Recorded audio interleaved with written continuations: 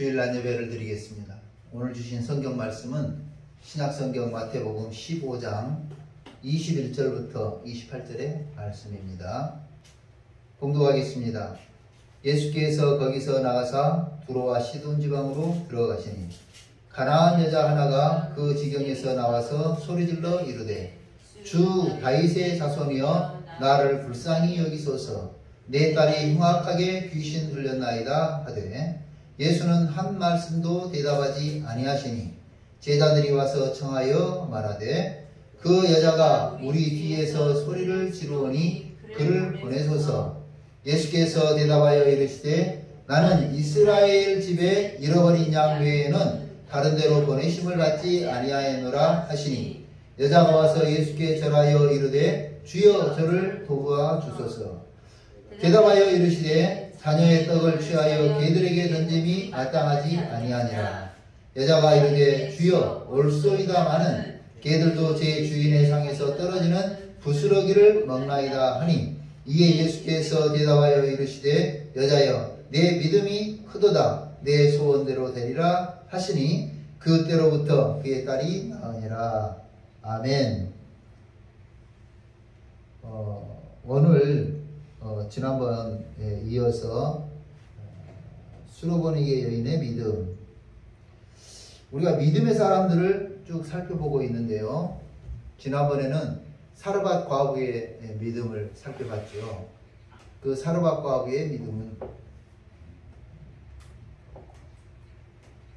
오늘은 수로보니게 여인의 믿음입니다.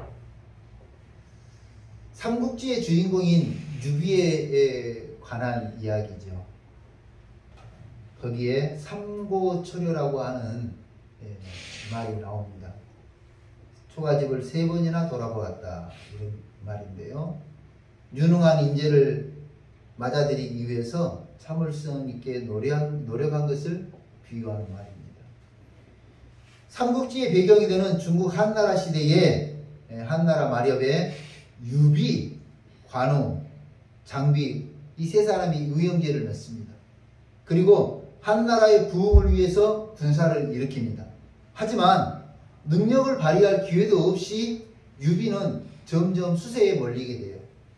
그래서 전전긍긍하다가 형주 자사 유표라고 하는 사람의 성에 가서 몸을 숨기게 되지요. 그때 유비는 유능한 참모가 필요하다는 것을 절실히 절감하게 돼요. 그래서 유능한 인재가 어딨나 사람들에게 물어봤더니 유비에게 많은 사람들이 하는 말이 남양이라고 하는 지역에서 유하고 있는 은거 생활을 하고 있는 제갈량이라는 사람이 이 젊은이가 있습니다. 그런데 그 제갈량은 나이는 젊은데 지혜와 지략이 뛰어난 아주 뛰어난 사람입니다. 이렇게 이야기해요.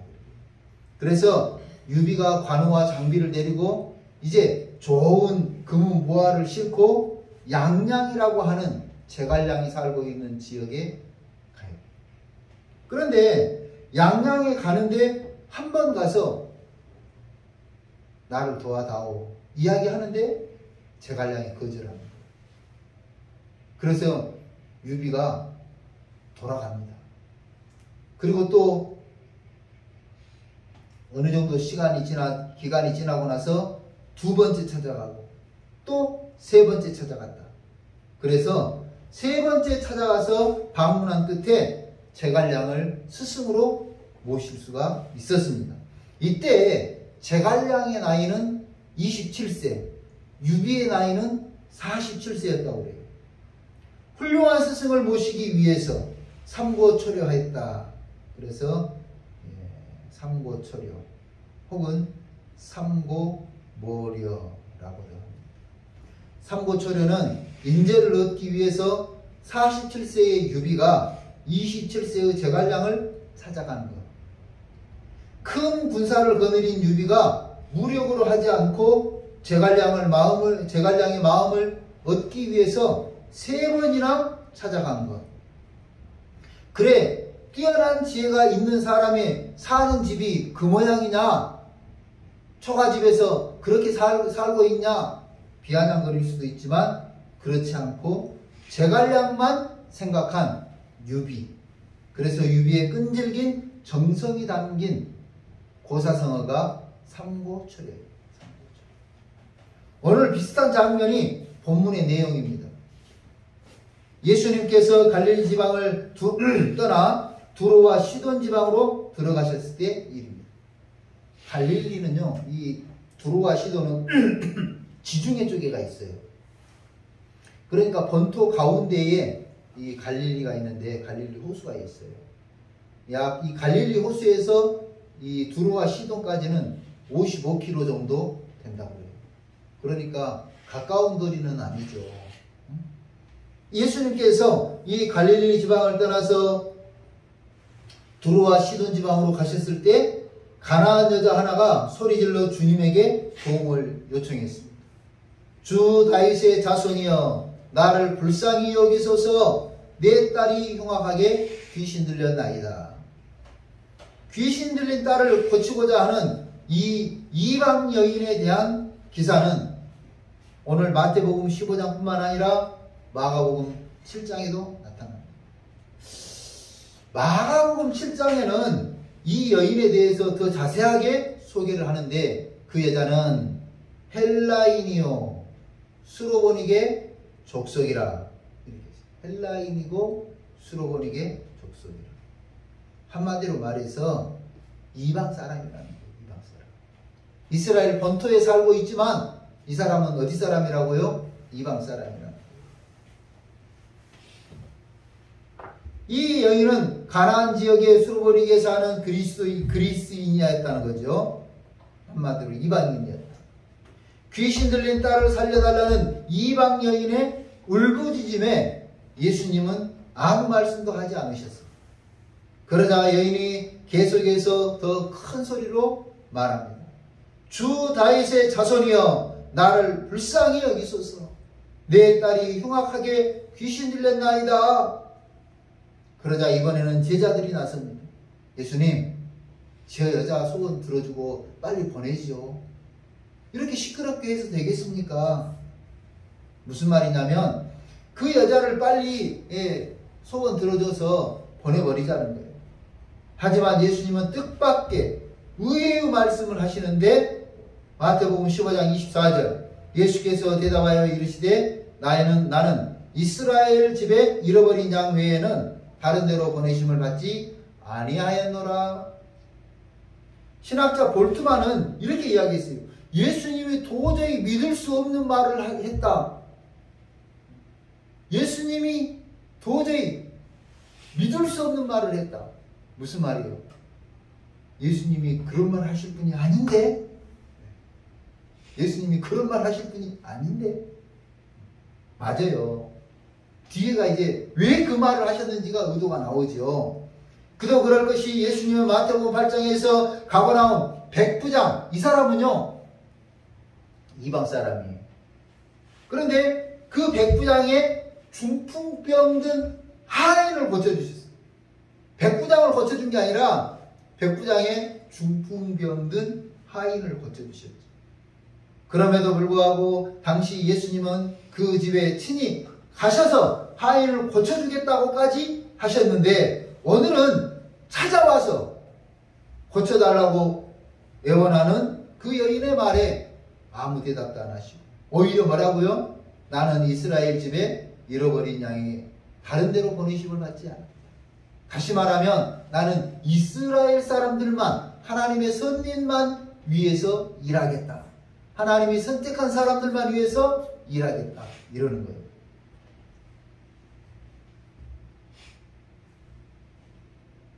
우리 말로 한다면 이런 말이죠. 그 여인에게 하는 말이에요. 힘 빼지 말고 그냥 가거라. 힘 빼지 말고.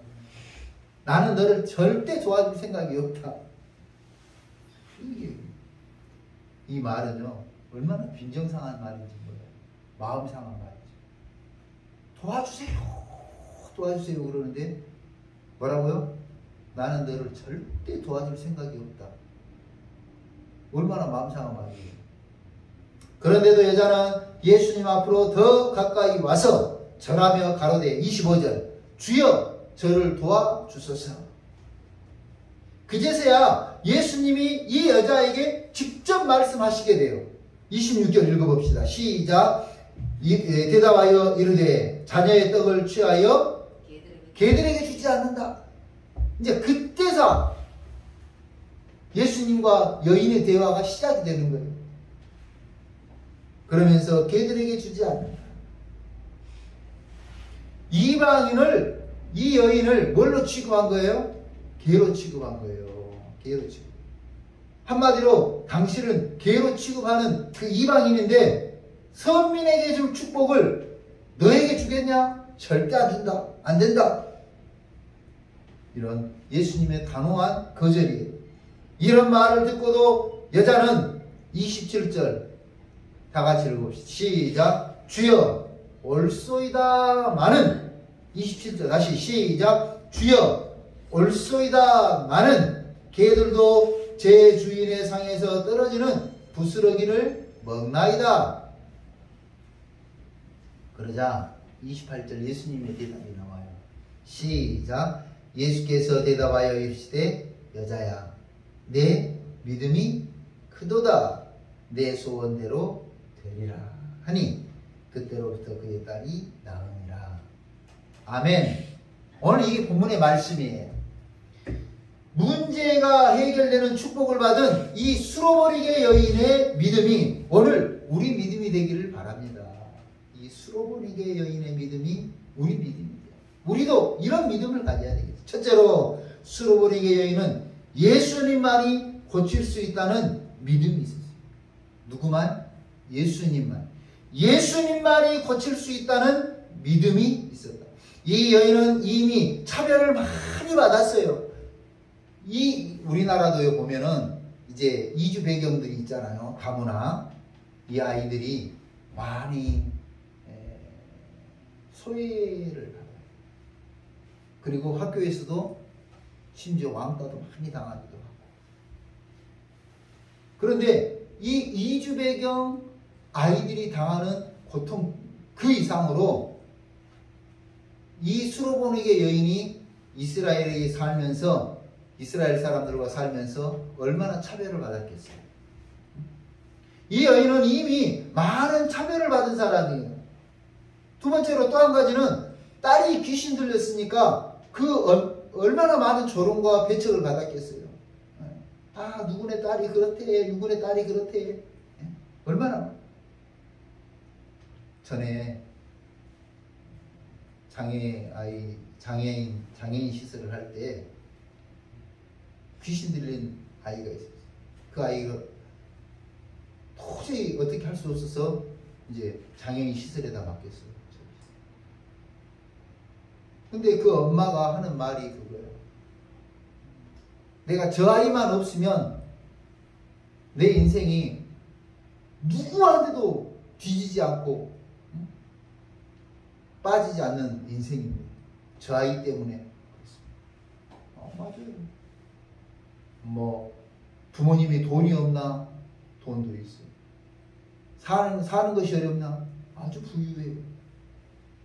그런데 그 딸아이가 귀신 들려가지고 그러고 다니니까 엄마가 얼마나 많이 동네 사람들로부터 조롱을 받고. 이 여인도 마찬가지예요. 이주 배경이에요. 딸이 귀신 들렸어요. 얼마나 조롱과 배척을 많이 받았겠어요. 이 여인이 무시당하고 조롱당하고 배척받으면서도 예수님에게 나온 것은 예수님만이 방법이고 예수님만이 해결해 줄 수 있다는 믿음이 있었기 때문입니다. 귀신 들린 딸 고쳐보려고 얼마나 많은 애를 썼겠어요. 그 딸을 고쳐보려고 얼마나 많은 노력을 했겠어요. 12년 혈우병 앓은 여인 보면은요, 맞아요. 돈이 아깝지 않잖아요. 시간이 아깝지 않잖아요. 여기가 좋다. 그럼 그 아이를 데리고 가는 거예요. 저기가 잘 고친다. 그러면 그 아이를 데리고 어디든 아이를 데리고 다니면서 고치려고 해도 안 됐지만 안 됐어요. 안 됐어요. 그런데 예수의 소문을 들으니까 예수께서는 할 수 있다더라. 죽은 자도 살렸다더라. 눈먼 자도 보게 했다더라. 천국 복음을 선포한다더라. 그래서 이 여인의 마음속에 뭐가 생겼어요? 예수님만 고칠 수 있다. 예수님이 고치신다 하는 믿음이 생겼어요. 수로보니게 여인은 두 번째로 자존심보다 축복을 선택하는 믿음이었어요. 이 내용에 보면요, 참 자존심 상해요. 다윗의 자손 예수여 나를 불쌍히 여기소서. 다른 군중들이 막 시끌시끌 하는데 자기 목소리가 예수님에게 들릴 때까지 얼마나 배에다 힘을 주고 큰 소리를 질렀겠어요. 그런데 예수님이 들은 척도 안 하시고 들은 척도 안 하시고, 심지어는 제자들이 뭐라고 그래요? 예수님, 저 여자 저렇게 시끄럽게 하는데 빨리 문제 해결해서 보내시지요. 그때 예수님이 또 거절하셨잖아요. 나는 이스라엘 잃어버린 양이를 위해서 왔지 이방인을 위해서 온 것이 아니다. 그 말을 들은 여인이 자존심 상해. 그런데도 그 자존심보다 뭐를 선택해요? 축복을 선택. 심지어는 또 이렇게 말하죠. 예수님 앞에 와가지고 주여 나를 불쌍히 여겨주세요. 그러니까 하는 말이 개 이야기를 하는 거야. 개. 이방인은 개처럼 생각하는데 어떻게 주인의 상에서 먹는 것을 개에게 던져줄 수 있냐? 나는 너를 고쳐줄 생각이 전혀 없다. 이렇게 말하는데도 불구하고 그 여인은 주여 올소이다만. 개들도 주인의 상에서 떨어지는 부스러기를 먹습니다. 맞습니다. 나는 개가 돼도 좋습니다. 그러니 주인의 상에서 떨어지는 부스러기라도 주세요. 그 여인의 믿음. 자존심보다 축복을 선택한 이 여인의 믿음이 그 딸을 고치고 인생을 바꾼 줄로 믿습니다.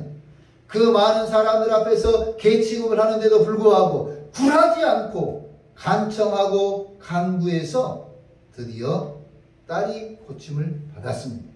세 번째로 수로보니게 여인의 믿음은 포기하지 않는 믿음입니다. 포기하지 않는 믿음. 첫 번째 뭐예요? 다윗의 자손 예수여 22절 나를 불쌍히 여기소서. 내 딸이 흉악한 귀신에 들렸나이다. 23절 예수는 한 말씀도 대답하지 않으십니다. 기가 막히죠.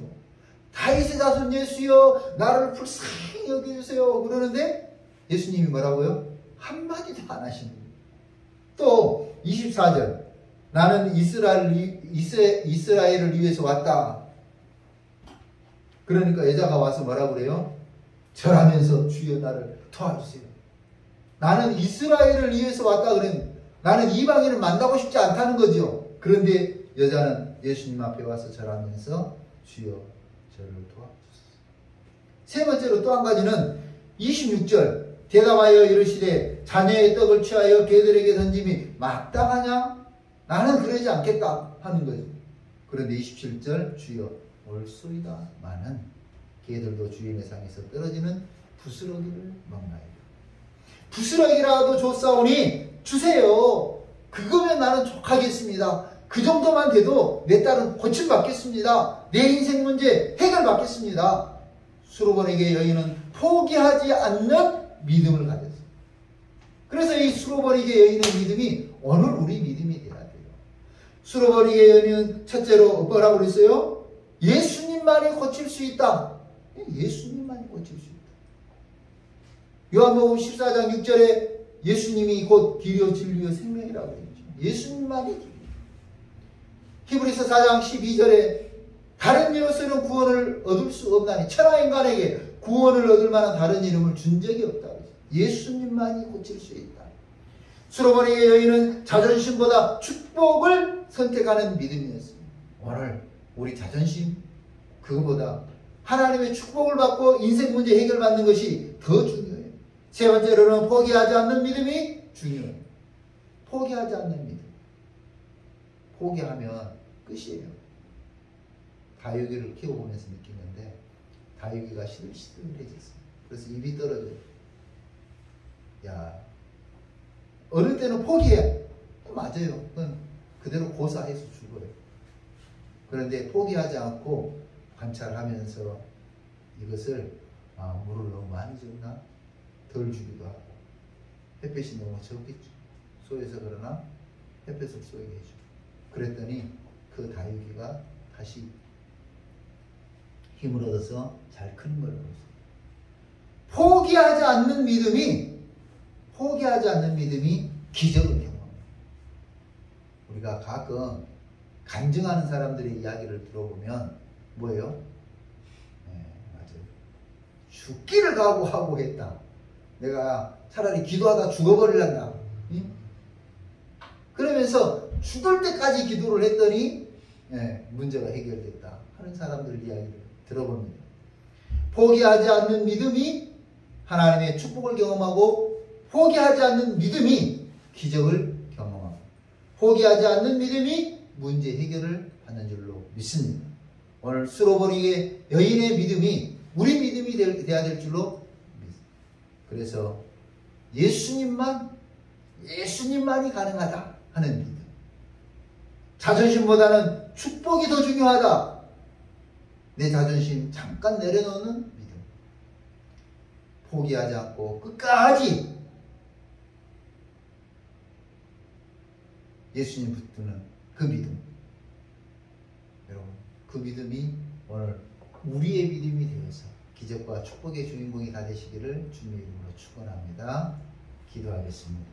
고마우신 하나님 감사합니다. 오늘 수로보니게 여인의 믿음을 보면서 우리 믿음도 예수님만 붙잡는 믿음이 되게 해주시고 내 자존심이나 내 감정보다 하나님이 더 중요하고 축복이 더 중요하다는 그 믿음을 갖게 하시고 끝까지 포기하지 않고 간구하고 간청하고 하나님 앞에 매달려서 구하고 찾고 두드려서 인생 문제 해결받고 축복받는 우리 믿음이 되게 하여 주옵소서.